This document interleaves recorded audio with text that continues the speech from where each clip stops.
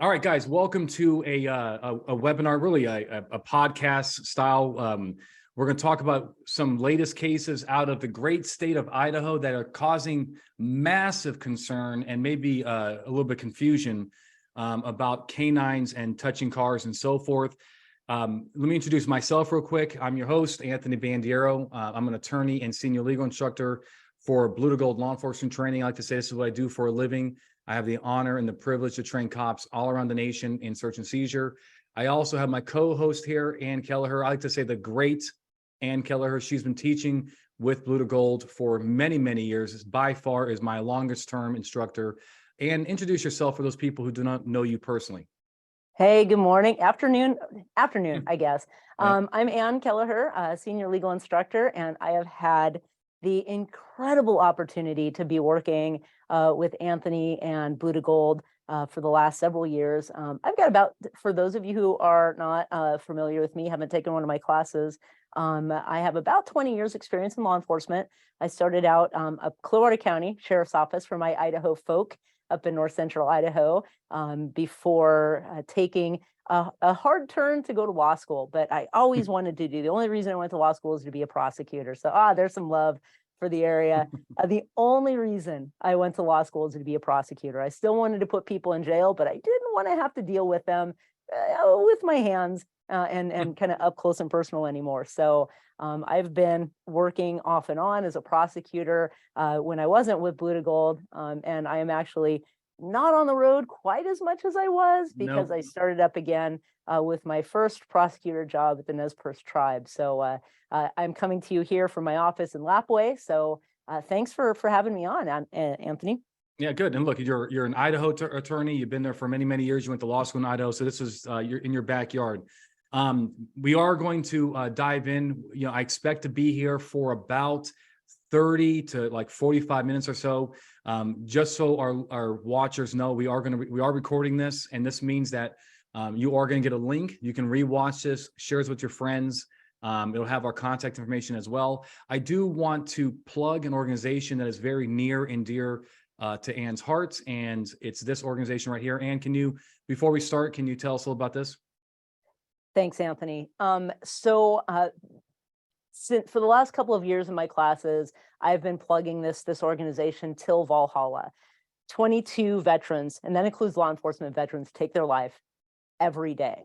That is a staggering statistic. And this has hit close to home for many of us.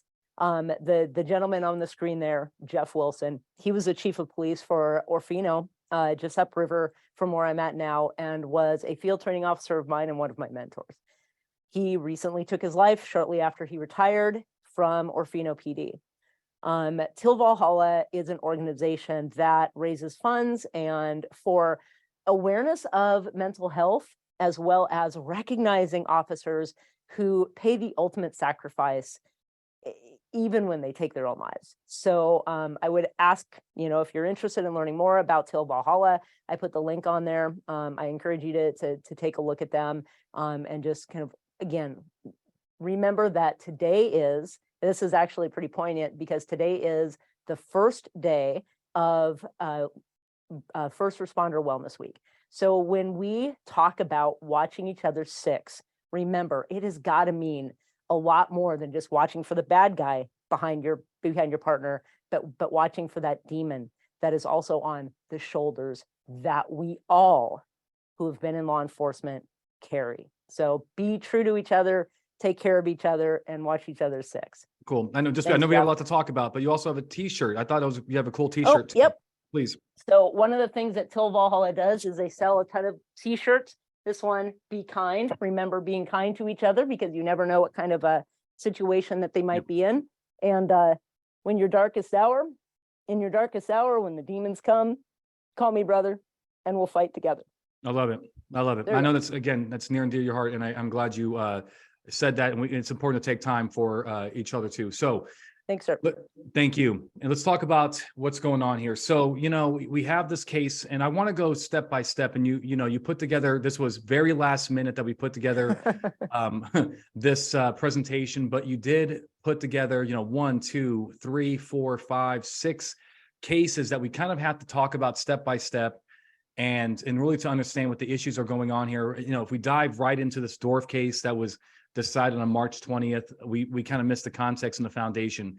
So you put here State v. Howard, 2001. What is the teaching point in that case? And let's build upon it. So as we build up, the first thing we get from State v. Howard in 2001 is that our canines, our reliable canines, give us probable cause. So if we have a reliable canine who gives us some indication, some reliable indication that we're going to find evidence of a controlled substance in a place, that in and of itself is probable cause without anything else. So the main teaching points there are the reliable canine. A couple of things to keep in mind there is the Supreme Court in Idaho is not saying alert or final sit response or anything like that. They just have to be objectively reliable. So we start with knowing that our canines can give us PC for a search. And I think that that holding is consistent with current U.S. Supreme case law, right? Is it Florida versus, is it Harris? Absolutely. Yep, that's right along with our U.S. Supreme Court and all of our states. Okay, and I think you mentioned though did you mention that you were a canine handler before? Did you mention that? I forgot to mention that. I know that's very important. Yeah, so I was a canine handler for 10 years while I was at Clarota County. I had a little drug dog, Velvet. She was awesome. Yep. So cop, canine handler, lawyer, Idaho attorney, and prosecutor. Okay, so now we move into the next case you have on your list is State versus Anderson. You say it's 2012. Reliable canine can alone supply PC for warrantless search of a vehicle. Anything additional training points on that? Like I said, it's just taking Howard and applying it to the search of the vehicle. I mean, Howard tells us that it gives us PC for warrants, whatever. This is just making it very clear that that's also PC for the warrantless search of a vehicle. Does Idaho require a final alert for probable cause? Most states don't require necessarily a final sit response. This is still kind of an emerging area of law, and a lot of it really does depend on how we as canine handlers, or you as canine handlers, and your prosecutors talk about what it is your dogs do. So Idaho, very lucky, does not require a final sit response. There are a handful of states that do. I saw Utah out there. Your state is one of in fact, I think it's the most restrictive right now when it comes to what your canine has to do. That final sit response, your training is all much more particularized. And South Dakota is also one of the states that require that final sit response. Yeah. And let me and also get something out of the way that I should have probably said right from the beginning. A lot of people, there's hundreds of people on this webinar, and they're thinking to themselves, you know what? This is all Idaho. There's not really any cases from New York or Illinois or California. How does this affect me? Let me tell you something, make it very clear. We would not have announced major breaking news and brought you in here on your Friday if we did not think that the implications of this case, this Dorf case, and also Howard 2021, are going to implicate the way you do business in your state. Because I promise you, you're going to have defense attorneys take these cases and they're going to argue them a persuasive authority in your state, and it's going to have some dramatic effect on potentially on the way you do business. So please just keep that in mind. Even though we're very Idaho centric right now, it's because this is the epicenter of this fight, which is a great transition point for U.S. versus Jones, one of the most seminal cases in the Supreme Court history for what we do as law enforcement. And take it away. Tell us about Jones. So Anton Jones, right? Anton Jones was a club owner in the Washington, D.C. area. But the feds were pretty sure he wasn't just running a club. He was also running guns and drugs. And so they wanted to know more about his distribution network in order to make a case against him. Well, the easiest way to track someone in the DC area is to throw a tracker on their car. And right. Before Jones, you didn't need a warrant to just put a tracker on someone's car. So that's what the feds wanted to do. But they ran it by their AUSA, who are almost always particularly risk adverse. And like, you know what, let's just get a warrant. Fine. So they do. And they get a warrant. Judge found enough probable cause for the warrant. But the warrant was pretty clear. You had to have the tracker placed on the car within, it's like 10 days of the issuance of the warrant, and the car had to be in the DC area. So like, well, he's got 2 clubs in DC. How hard is it going to be to find his car in DC in these 10 days? Well, Murphy's Law kicks in and they are skunked until the 11th day when they're cruising around the Baltimore area. And sure enough, what do they find but Jones's car in Baltimore? So they've got a couple options. They can either call their AUSA and say, hey, this is what we've got. Can we get an amended warrant? Can we get an extension on our warrant? Or they can just say, screw it, place the tracker. What would you do if you were a cop back then and you didn't think you needed a warrant? Screw it. Put it the warrant. Place a tracker. And I that's like exactly the path of what least they resistance, Ann. So this ends up, Jones challenges the tracker and he tries to argue it on an expectation of privacy argument. But it doesn't really fit because really, what reasonable expectation of privacy do you have to your movements in public? I mean, anybody could follow you, right? I mean, you could, the cops could follow you 24/7. Yeah, all it does is show your movements in public, really, right? So it goes up to the Supreme Court and they start looking at this and are like, you're right, Jones, you don't win on an expectation of privacy argument. But the Supreme Court was very, very concerned about the amount of information that is revealed when when we track people, not just in public, but where that eventually takes them in private. And so when I teach my classes, what I like to do is a little experiment. It's like, think about some place that you might have been in the last 27 days or so that you would rather not have other people know about. Now, you don't have to share that with us. We don't really want to know, but right, what would that tell other people about you, right? When we travel in public to church, to school, to medical appointments, right? Is that any of the government's business? So when the Supreme Court started looking at about the amount of information we can gain about someone just by tracking them, they said, no, that's not okay. But how do we test that? Expectation of privacy doesn't work. So Scalia, writing for the court, goes way back in time to the way the court interpreted the Fourth Amendment before the 1970s in caps. Property. The whole thing all hinged on property. Was it yours? And did police do something to learn about you or your property? Touch with the intent to gather information, or our trespass test. So let's take that trespass test, touch your stuff with the intent to gather information, and apply it to what happens in Idaho next.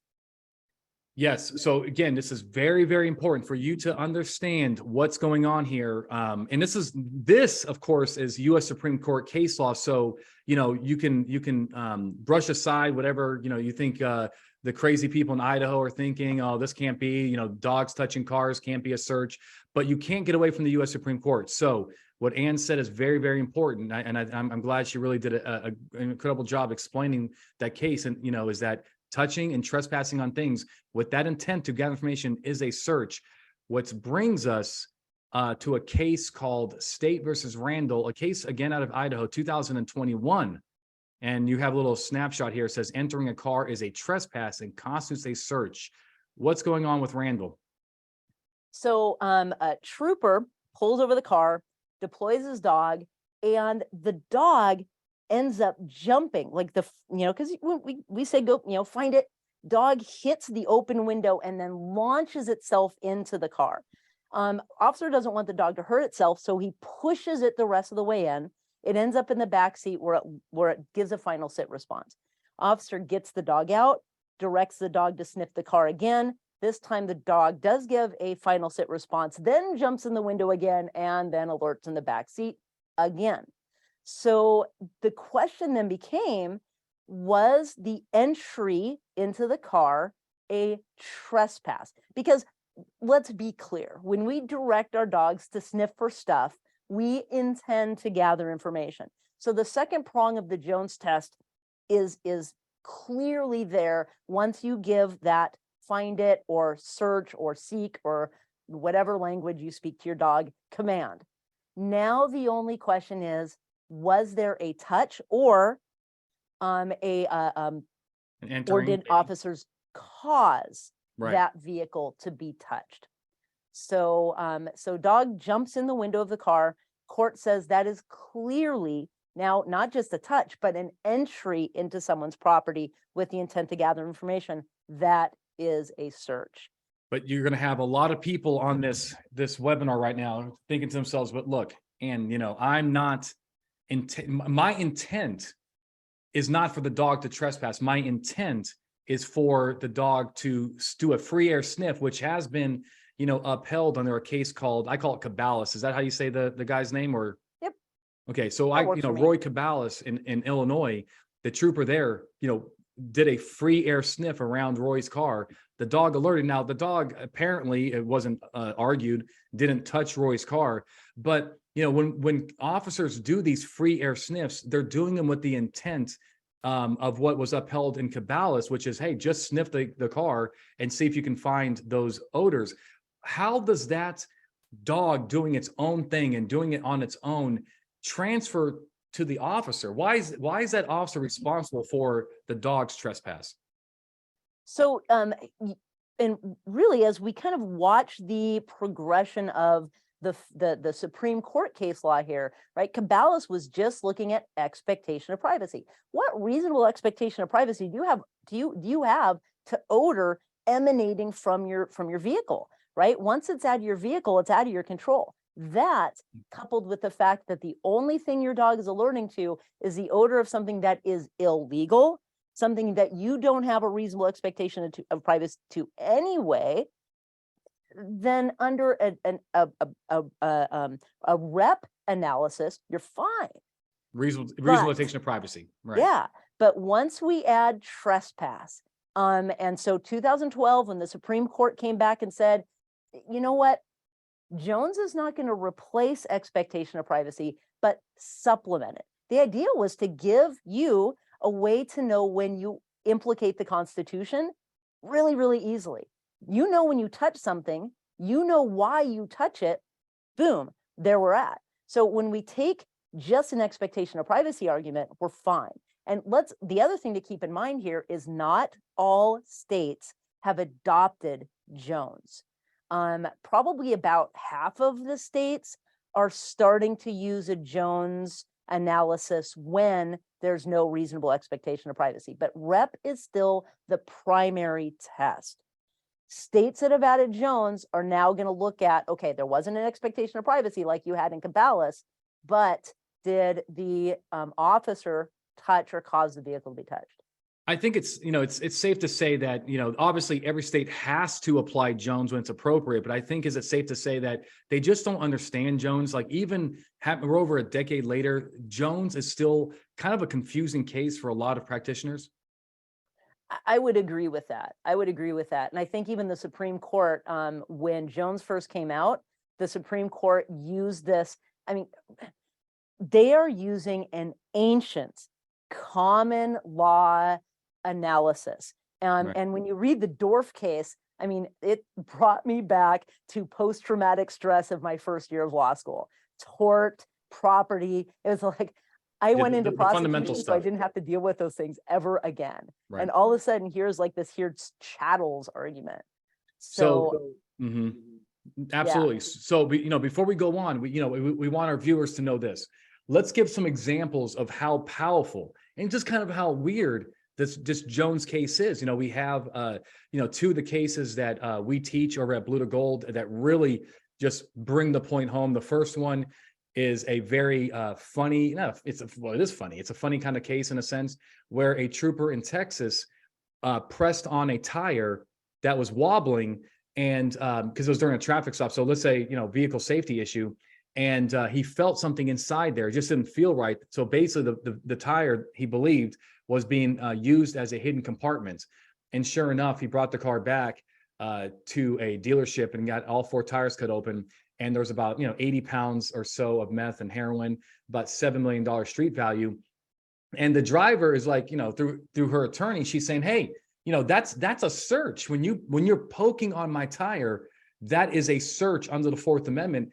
And the lower court The district court was not having any of it. Quite frankly, said, look, that's not a search in Texas.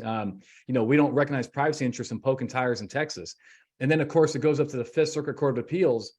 And what do they say, right? They say, yes, this is a search. The officer is trespassing in order to gather information. That is a search. Now, they held that it was a reasonable search because the officer could do it under the motor vehicle exception, community caretaking type logic, because the tire was wobbling. But let's make something very clear. In that case, it's U.S. versus Richmond. Let's make something very clear. If the trooper would have poked or touched a non-wobbling tire first, without any probable cause or consent, that would likely have been an unreasonable search under Jones and evidence suppressed. Is that about the right analysis, Ann? Absolutely. Yeah. Once there is a search, then once the court decides that, yes, there was a search, then the next question is, was it reasonable? And fortunately, that officer was able to talk about, hey, I've been a trooper. I've seen what happens when tires come off cars.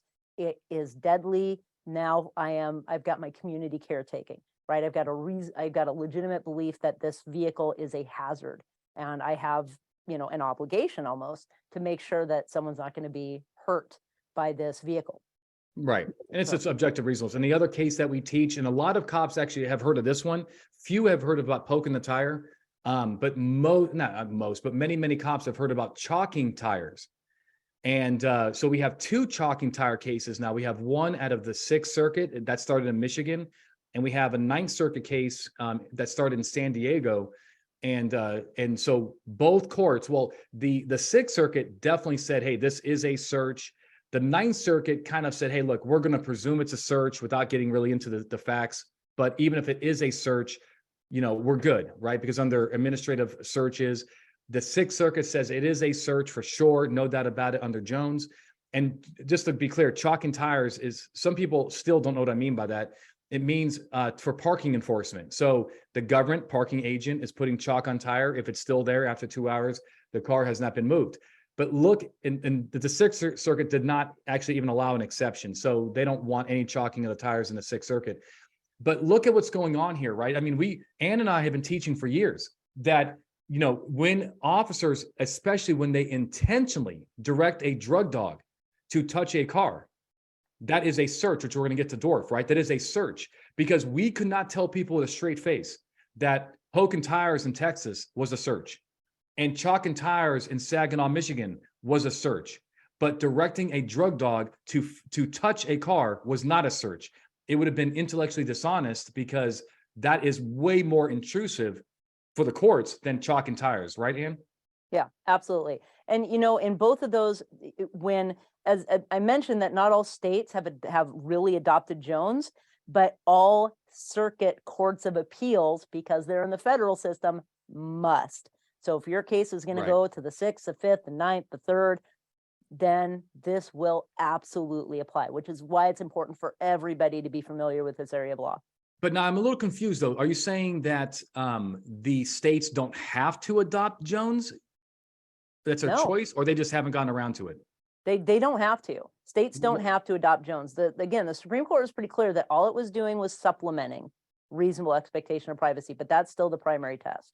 But no, I mean, when you say supplementing, you mean adding two. It's a parallel. It's two tests, right?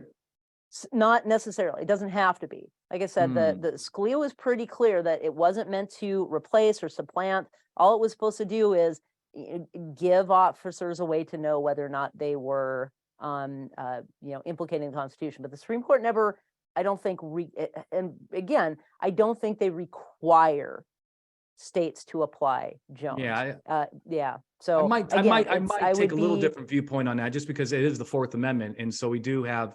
If it is a search under the Fourth Amendment, and there's two searches under the Fourth Amendment, I would argue that they have to at least analyze it, because if it is a search, it implicates the federal Constitution, which they have to apply through the 14th Amendment. But I think I see what you're saying, but I just think the way I would describe that is a tad different. But okay, the next case we have on the line before we get to the major case here is Dorf. We have State versus Howard. It seems very similar to Randall. What can you tell us about Howard? I don't think you talked about this one yet, right? Yeah, no, this is This isn't Howard II. This is, or Howard the Duck. This is just Howard 21. But the dog in this case just barely put its little nose through the window. And so, of course, now that we have Randall, where entering the car was a search, the next question is, well, how much of an entry is a search? And once again, Idaho Supreme Court said any entry, any intrusion on property is a search for which there must be probable cause. This is, however, where we start to get a little silver lining, because there was very little discussion at the lower court as to what the dog did prior to putting its little nose in the window. And so it actually went back down to the lower court to look at whether or not there was reliable indicators of evidence of drugs in the car before the dog put their nose in the window. So our Supreme Court, and this is another kind of circuit split that will be pretty interesting to see if this ends up at the Supreme Court, how they're going to deal with that. Instinct versus direction. Is the dog simply working on instinct, or was the dog directed into or on or to touch the car in some way? In Randall, the court said instinct doesn't cut it for us. Other states, in fact, I think Idaho's kind of in the minority there. I think they are. Other Yeah. states will give the dog that instinctive, action. But Idaho is much more restrictive there.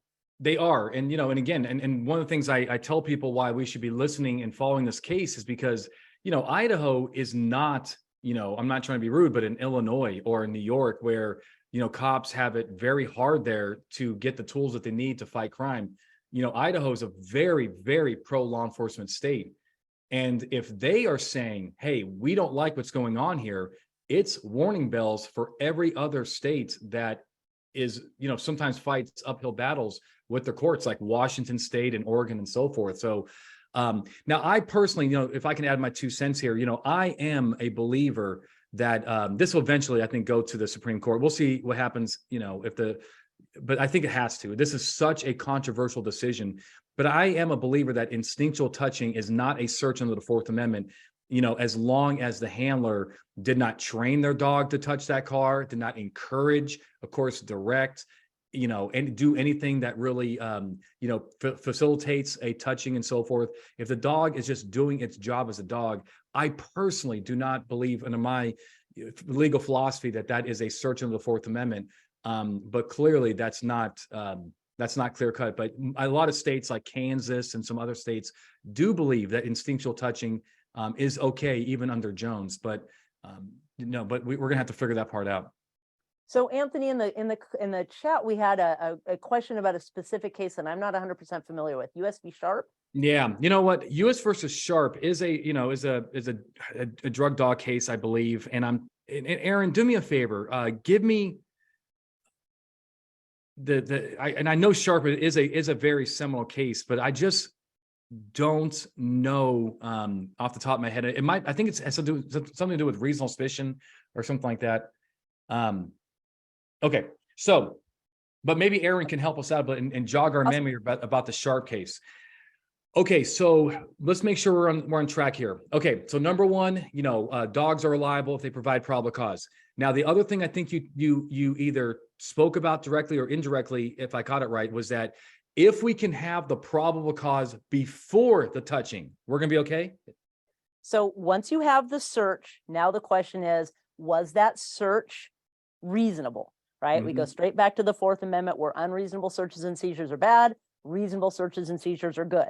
So we come, especially when we're dealing with cars, and we have, Idaho does allow warrantless searches of motor vehicles still, which is good. Pennsylvania, sorry, not so much. Yep.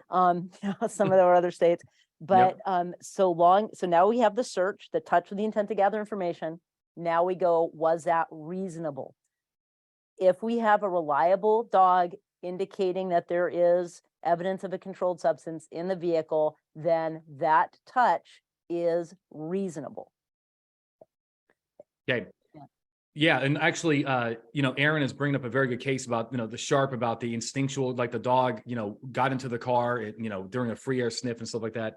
But I believe, and this is actually perfect because I believe the holding, or, if I'll read it again after this, but is that, look, if the dog is giving you probable cause, if the dog, touching that car, alerting, some dogs are aggressive alerters and some are passive, but if that is the change of behavior that gives you the probable cause, we should be good to go. In other words, if the probable cause comes before the touching, and you can convince the court, right, that's what is occurring there, that based on what you're observing from your canine, that its change of behavior is probable cause, and then it touched the car, and then it jumped into the car or whatever, we're good.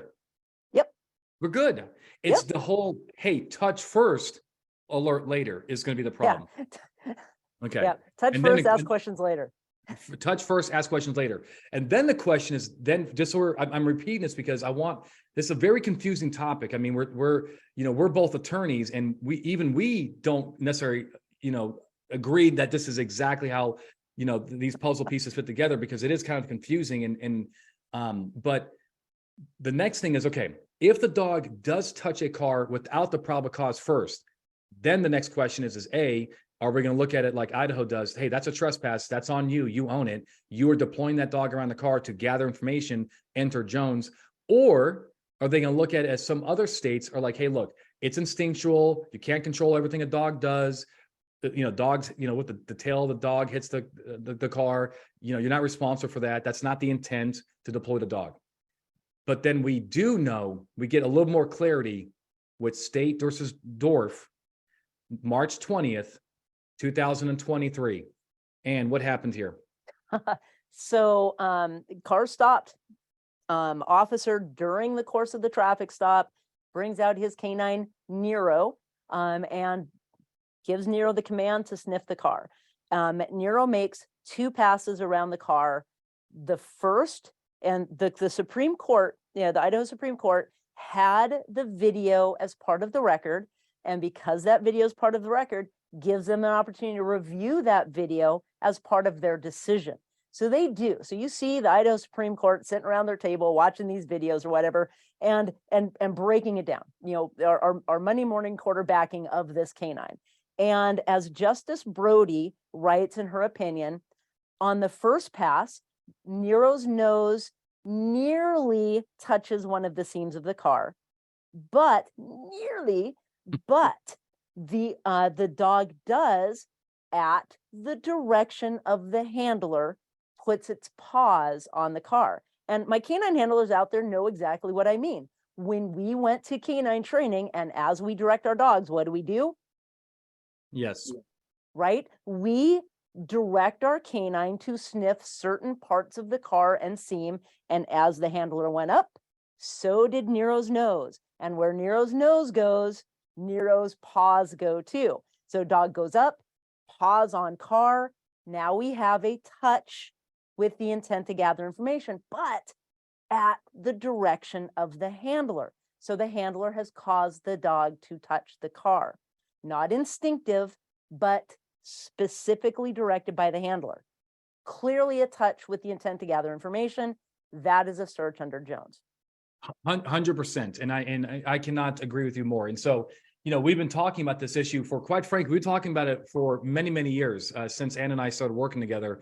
And, I know I can remember, I'm sure Ann can too, when I would go into classes and talk about this whole canine touching cars things before we've had cases like out of the, Dorf and, poking tires and chalking tires.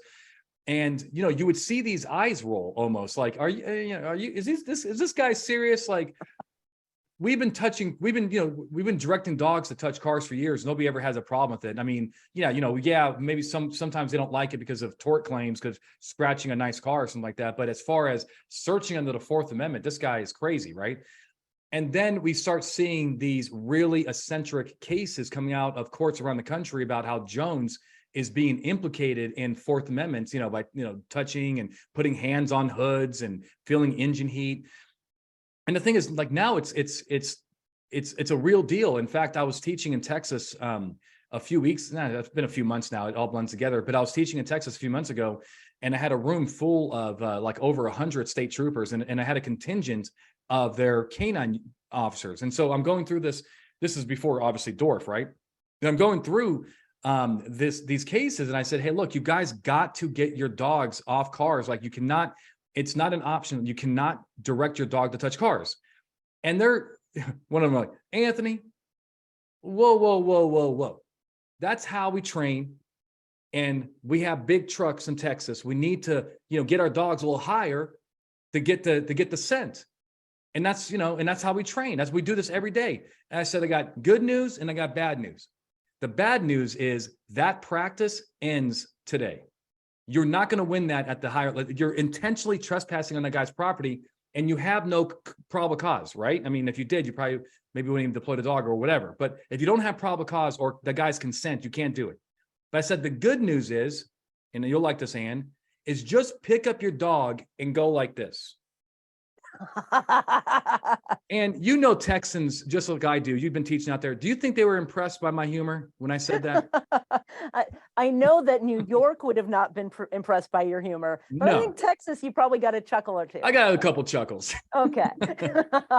and so and Robert in the chat says it's not practical. So look here, but here is what is practical. Here's one of the takeaways for today. First of all, do not think for 1 second that Ann and I are telling you that the dog is over, it's done, put it in the pasture, you can't use it. We are not saying that. We are saying this. Dorf, as far as the principle, this is what I certainly believe, and Ann will tell me what she thinks too, but as far as the principle in Dorf, where canine handlers directing their canine to touch cars, if that is your intent, if you are pointing high, or you're saying up, or you are encouraging your dog to jump in the back of trucks, and you do not have probable cause, and you do not have consent by that vehicle owner, you should not do it. And would you agree with that? I would absolutely 100% agree with that. And Chad in the chat says, for all property, correct, not just vehicle, correct. We are not jumping on, if it's protected under the Fourth Amendment. And I mean, I guess if you want to go deep into the weeds, they have standing to complain, but we don't like to violate the Constitution for anybody, right? I don't care if they have standing. I mean, if somebody has standing, then their rights get violated. So let's not violate anybody's rights. But if it is an area protected under the Fourth Amendment, you should not, and we can't tell you will not, because I'm not your boss, but you should not touch that car now or property. But the $1 million question is this instinctual touching issue. And look, I mean, you are such a smart person, and this is your bread and butter here. What do you think, if this goes to the U.S. Supreme Court, what do you think they are going to say about instinctual touching, and then the alert occurs after? What do you think? You know what? The Supreme Court, I would have said 2 or 3 years ago, this instinctive touching thing probably would have been fine. But the Supreme Court we have right now, and this is, of course, is now starting to get into the weeds of constitutional interpretation and originalism versus, we have a Supreme Court right now that is much more inclined to apply Jones just like Idaho did. Unfortunately, we really love this, the Supreme Court seems to be very law enforcement friendly on some things, but when it comes down to the original interpretation, what was the law at the time the Constitution was enacted? This property-based test is what the law was. And so that originalist interpretation, very, very likely, I think if I were a betting woman, I would put money on the Supreme Court upholding Idaho's case. And I did reach out to the AG's office to see if they intended to appeal it. And they said, all they could tell me is that they are considering all of their options. I spoke to them too, by the way, because I said the same thing. Look, the ship has sailed with Howard with the whole instinctual dogs touching the nose, and they let that one go. But let me. This is the great part about the law is that we can have difference of opinions and still be friends. I definitely understand the argument for the makeup of the Supreme Court, and Ann's 100% correct that as a betting man, my odds are going to go down this one. But I believe that a dog instinctually touching a car is not a search, and that the Supreme Court, if they are, look, they are practical too. They do have to have some, some rules that we can work with. But I just don't see it's a search. And the reason I don't see it's a search is because when I read Jones, I just think that the intent part is the intent to actually trespass, not the intent just to get information, but it's the intent to actually put your hands on stuff. Because otherwise we have, and maybe this is a silly example, but let me just tell you the way I look at it. If instinctual touching or just inadvertent touching is a search, and while you're trying to get information, then imagine a cop is on a traffic stop. And again, maybe this is not the best example, but maybe a cop is on a traffic stop and, he has his hand on the back of a Ford F-350 and he's trying to brace himself to the back of the bed while he's talking to the driver. And, maybe there's a ditch right there. And there's a Bondo job, and it's kind of a cheap Bondo job, and he doesn't really know it or think about it, but his hand goes through the back of the truck and it breaks the Bondo. And he discovers that the whole truck is packed with cocaine in the natural voids. Now, when he was touching that car, was he gathering information? Absolutely. He's looking inside the car. He's trying to do plain smell. He's asking drivers for information and so forth. But was his intent to trespass? And the answer is no. If to me, if you don't have the intent to trespass, you don't have the intent to gather information. Any rebuttal on that, counselor? So I think even in your example, we can go to intent to gather information. And the example I like to use is, some of our officers today are still touching a car when they approach on a traffic stop. And I always ask the question, why do you do that? And more often than not, I get the old answer, I'm leaving something behind. Mm-hmm. I'm not gathering information at the time of the touch. And so I think in your example, that's how I would analyze that, is what information were you trying to gain at the time of that touch? And if you are saying, I wasn't trying to gather any information, I was simply trying to keep from falling because it was slick, or I was on my tippy toes, or there's a big ditch on the other side, I think that touch is good, because whether you intended to trespass or not, you still did when you put your hand on their stuff. The trespass is there. No doubt about it. The trespass is 100% there. No doubt about it. So I think we go back to, at the time you touched, what did you intend to do with that touch? And so if it's to leave information behind or to keep from falling, I think we're good. If we inadvertently discover something based on that, then we should be okay there. But why? Okay, so but why is the dog then any different? If I have a handler on the stand and I ask that handler, when you deployed that dog, right? When you ran Nero around that dog, was any of your intent to have your dog touch that car? He's going to say no, because he doesn't care if the dog, he just wants the dog to see if there's odor. How's that different? That the dog does it on its own inadvertently.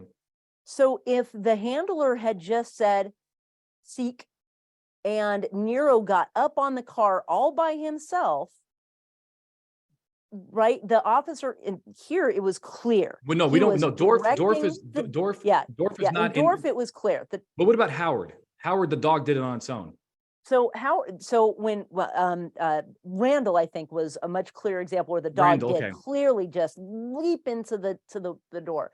This becomes very, very important for you all when you're doing your next suppression hearing. When we talk about instinct, what are we really talking about? Does your dog jump in every single window of every single car on the side of the road? No. Even if the window is rolled down, does your dog just jump through the window? So then the question becomes, why did your dog jump through that window? And change of behavior. Guys, I think Ann is really bringing up a good point, and that's one of the reasons for this webinar is listen closely to what, some of our advice at least, and obviously you've got to, whatever you believe is happening is what you're going to testify to. But if you want a fighting chance to keep your dog in your state, you have to know these rules. Number one is just remember, You cannot direct that dog to touch that car, period. But number two, if your dog is, you know your dog, right? If its change of behavior is doing something that is consistent with sourcing, then that is something that you should be articulating and right. I mean, and maybe if that's probable cause, and you, even if you don't have the final alert in most states, you are good because you don't violate Jones at all, because it's even if it is a search, it is a reasonable search. Okay. Absolutely. So I think we need to I think when we talk about instinct, it's going to be a lot clearer if we talk about instinct in terms of attempting to get as close to the source of the odor as it thinks it can get. So, and you know, if I run a bunch of blank cars and all my dog does is run that blank car without jumping up, without going over, without going through, that is their, you know, and then all of a sudden I have a dog that has, and here's the key, because when we're talking about probable cause, we still have to talk about what we would normally, objective indicators. Yep. That we then interpret. So it's not just your as a handler subjective interpretation. You have objective facts and circumstances that your reasonable inferences then interpret as a change of behavior or proximity alert. So what and so I've talked with some of the trainers in the area, and we've been kind of discussing what do we do with this, because we've always talked about change of behavior, right? We've always talked about when my dog has a change of behavior that's consistent with blah, blah, blah. And that change of behavior is something that you recognize because you are the handler. Do we have any folks out there that do trailing dogs? Right? This idea of proximity alert because the last thing I want to do is walk up on some bad guy who's laying in wait to try to harm me.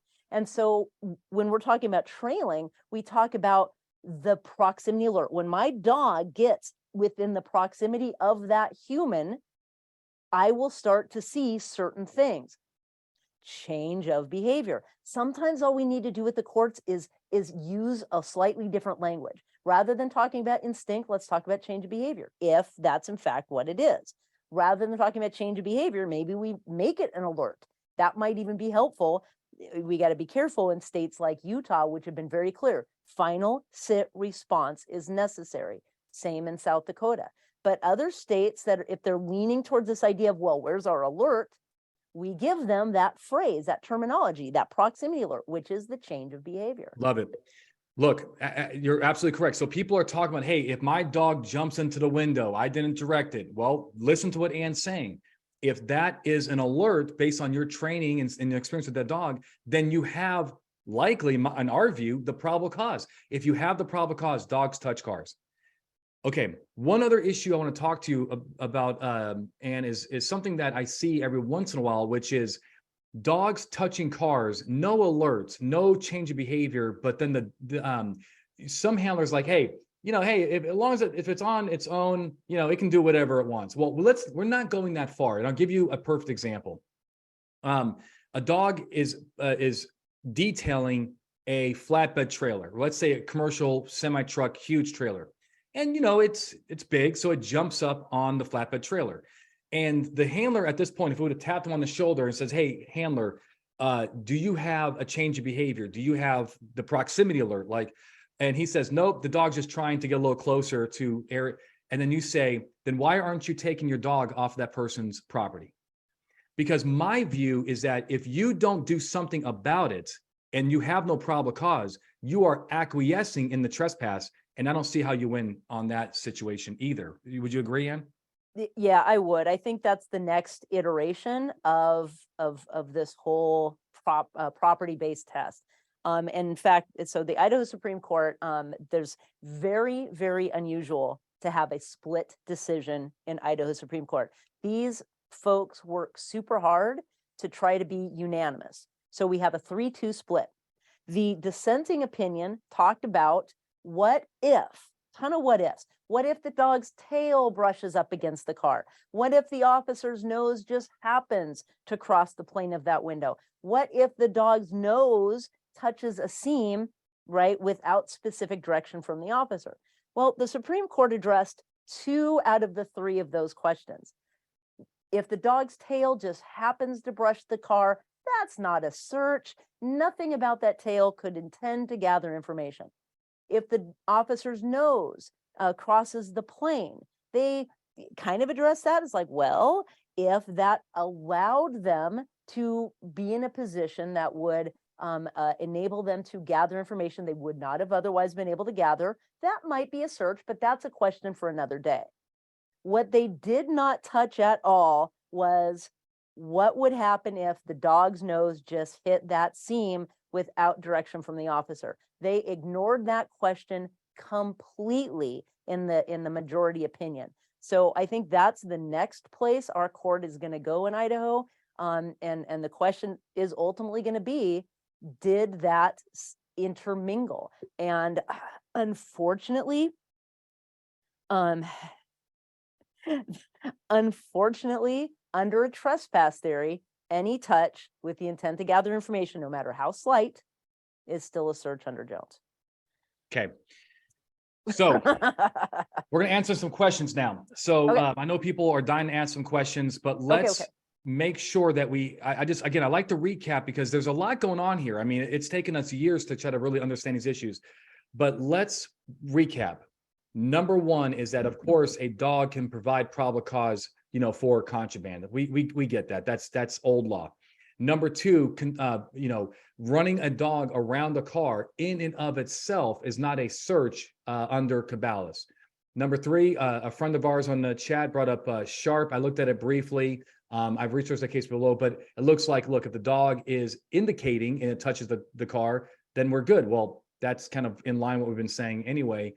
But Jones introduces new challenges with canines, which is the intent to get information. Now, it is up for debate whether or not a dog putting its nose on the car, is a trespass with intent to get information, because what does the handler think?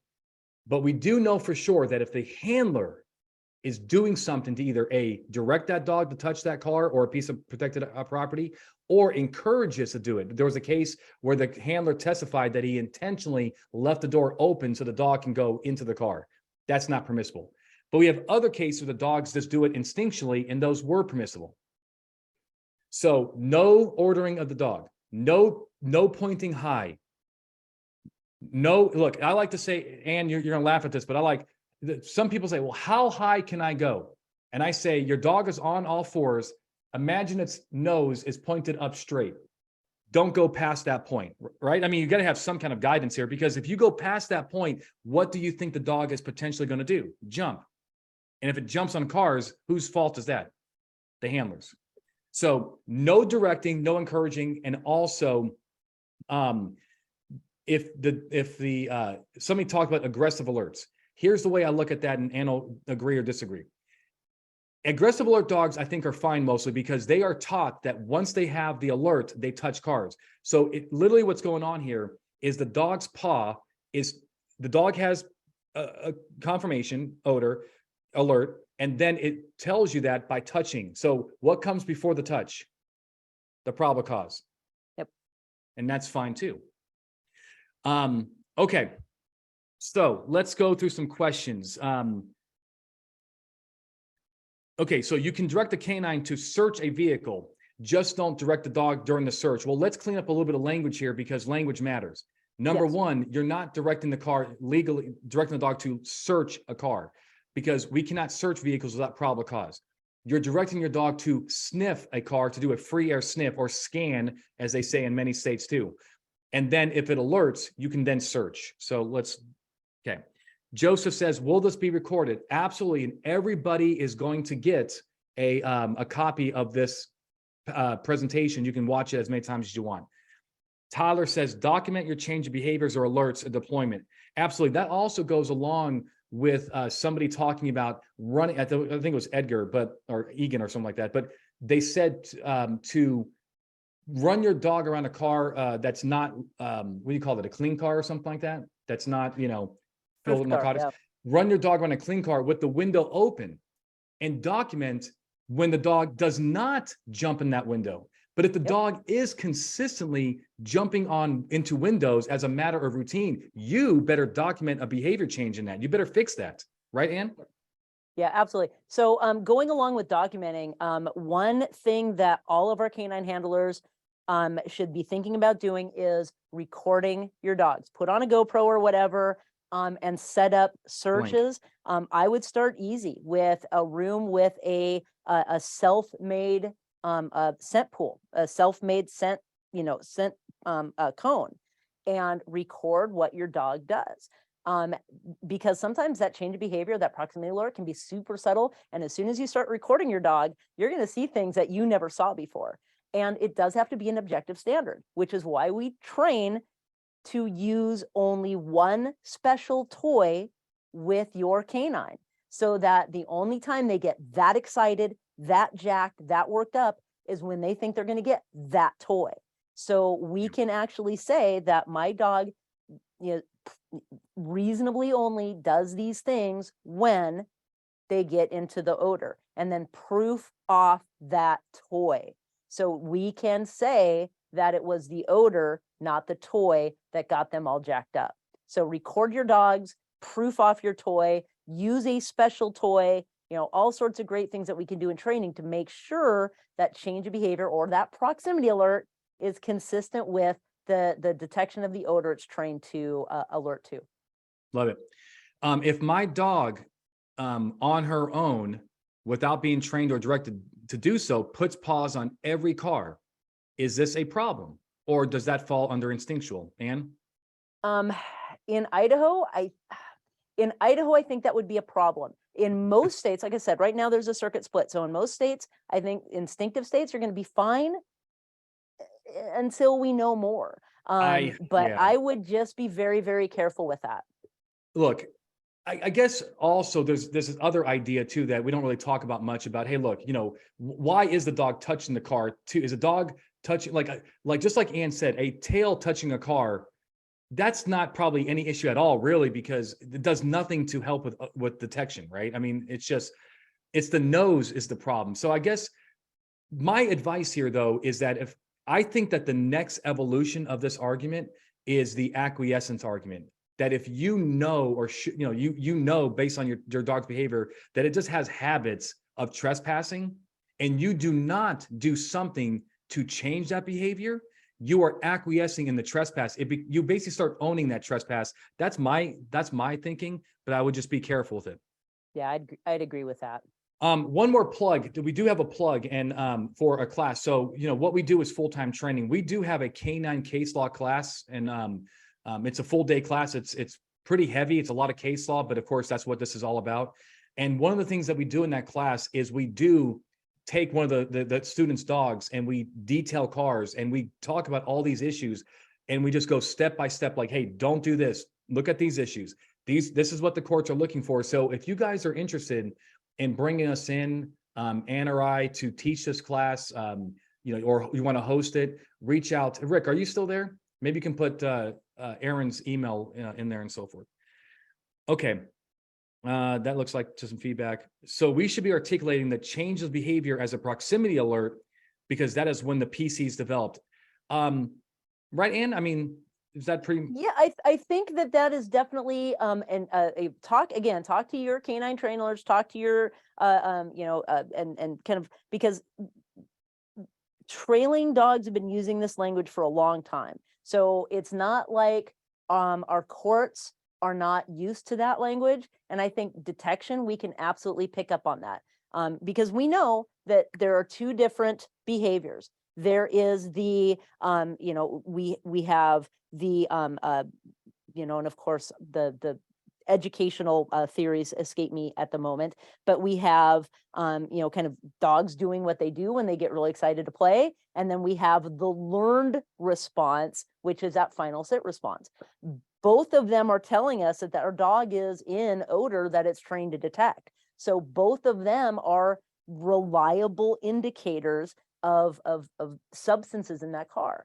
And in most states, that is all we need, is a reliable indicator. Objective standard. Yep. Right. So I still have to be able to say, And I have seen a lot of Utah had a case like this. I think I looked at a case out of New York, one out of Wyoming, where the court actually looked at, can I see on a video Right. the things this officer said this dog is doing? That's our objective standard. That's right. That's So- right. That's right. Objective means outside. You can prove it from the outside to the outside world. Tyler brings up a really good point. You know, he talked about this Randall case, how they, basically the handlers, apparently I wasn't there, but was not testifying to the all the things that maybe he knew about the dog, the pre-alert, the pre-touching stuff. But I just like what Tyler says. He says, look, make sure you get your alert behaviors and articulate your alert behaviors before the touching. If you're doing that, you should not have any problem here, right? But if you're letting dogs touch cars and you're like, okay, this is when the probable cause happens after the trespass, then we're in this issue where we're kind of, that's why we're here, right? Because we may have a Jones issue. Okay, guys, that's what we have for you. We can go, all day in this, especially about, I get in the canine class, we talk about too, like, what happens when your dog is marijuana, cannabis proofed, and then states, legalize marijuana, is your dog out of service and stuff like that. A lot of good things. We'll save that for the next time. Okay. Hey, Keith, what about packages? Oh, Keith has a question about packages. In fact, I've seen that a few times, right? So I don't know what the exact question is, and I do apologize, but I think if you're asking, do these rules apply to packages? Of course they do. A package is a protected area under the Fourth Amendment. Yeah, I guess that's probably it. I mean, I guess a package in the handler area of a UPS or on the conveyor belt, they do. That could get a little more complicated, right? Because handlers can touch packages, huh? It's still property. But I know they can bring they can bring the package off the conveyor belt and put it on the ground for the dog to sniff it, and that has not been considered a search. So if that's all that's happening, we have case law that's been around for a long time. That's not a Jones search, in my opinion, because that's not the gathering information. Right. But if you're encouraging your canine to touch the package, we have a search under the Fourth Amendment. Yep, I think that would go back to the purpose of the touch itself. Yep. Aaron brings up another one. What about school lockers and drugs and bombs and gun dogs? We're good, I think, because we have a different standard, in schools and so forth. But again, the locker, quite frankly, is not their protected area anyway. So they don't have a reasonable expectation of privacy or a trespass. They don't have a possessory, I shouldn't say reasonable expectation of privacy, but they don't have a possessory interest in the school locker. So business as usual in the schools. Somebody did say too, does this rule apply to bomb dogs? Well, we know from Florida versus JL, a case involving anonymous tip, but they did say when it comes to public emergencies, we are going to give cops a little latitude to do what they need to do. So if you do have a situation where you think you have at least reasonable suspicion that there could be a bomb in an area that could cause injury to the public, I think that you're making good case law by just doing what you need to do and what you're trained to do to sniff for that bomb. Yeah, because again, it comes right back to was that reasonable under the circumstances? Exactly. All right, guys, thank you so much. Please give a clap and an applause for my friend Ann Kelleher. She took time out of her very busy day to be with you today. She's an absolute expert on this topic, and I'm really glad to have her. If you want to bring one of us out to your area and teach some more search and seizure classes, email us at info@bluetogold.com. Go to bluetogold.com. You can see contact information. You will get a link to this presentation. Thank you so much, and have a blessed day. Thank you. Thank you, Ann, again. Thanks for having me on, Anthony. It's great to see y'all, and go out and you guys just be safe. Take care of one another. Yeah, absolutely. And don't forget Ann's message at the beginning of this webinar. We do have to take care of each other. And how many officers are taking their life every day? Over 20? 22 veterans. That includes law enforcement. It's 22 a day. We have to that's contribute. way too much. Yep, we're part of the solution here. So, all right, thank you, guys. Thanks, guys. Thank you.